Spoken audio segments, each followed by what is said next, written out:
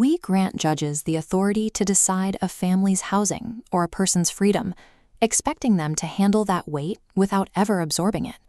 But even the strongest mind can only sustain so much impact. Society views these officials as detached observers. We give them our most entrenched social conflicts and expect them to provide objective rulings, assuming they remain unaffected by the stories they hear. Aman Kumar Sharma appeared to be the success story of that system.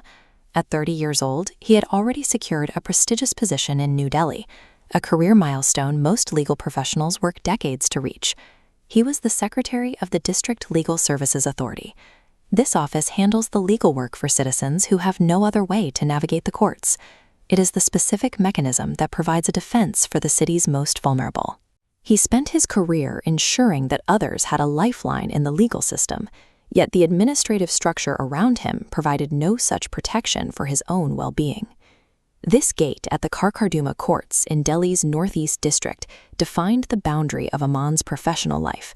It is a space governed by strict hierarchies and a high volume of human crisis. On May 2, 2026, Aman Kumar Sharma died by suicide.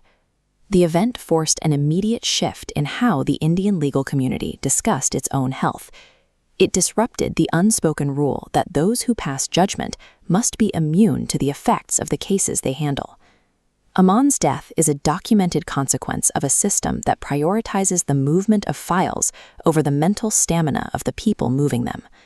This outdoor scene of advocates and typists shows the actual daily rhythm of the Indian legal system.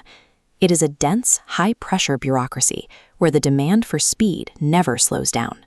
A young judge in this system must process dozens of different disputes every single day.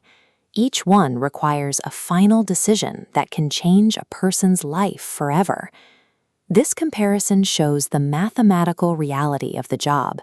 Millions of pending cases are funneling toward a very small number of active judges. To keep up with this volume, judges are often forced to work at a machine-like pace. The human element of the law is frequently sidelined just to keep the court's daily schedule from collapsing. This workload creates a high risk of severe burnout. A position that is socially prestigious becomes a constant, high-stakes psychological burden. Curious, slightly slower. If the pressure is this high, why wouldn't a highly trained legal professional seek out clinical support? Within the judiciary, there is a perception that admitting to a mental health struggle is an admission of being unable to perform the core duties of the bench.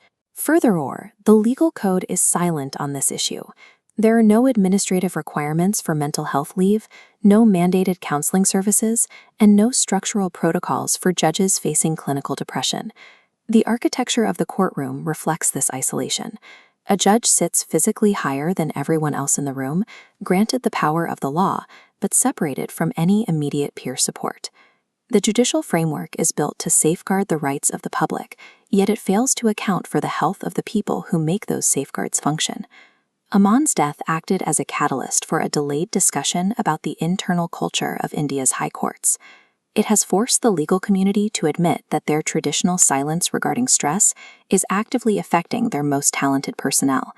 This is an issue for the entire public. If the people responsible for determining the facts of a case are operating under extreme, unaddressed mental fatigue, the reliability of every verdict is impacted. The stability of the law depends on the clarity of the people applying it. A system that ignores the health of the judge risks the consistency of the justice they provide to others. Aman Kumar Sharma's death is a recorded failure of the administrative structures he served.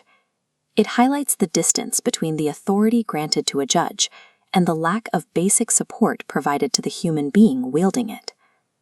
His career ended because the system offered no safety valve for the pressure it created. We expect the courts to deliver fair judgment to society. It may be time for society to examine the protocols that allow these courts to break the people who run them.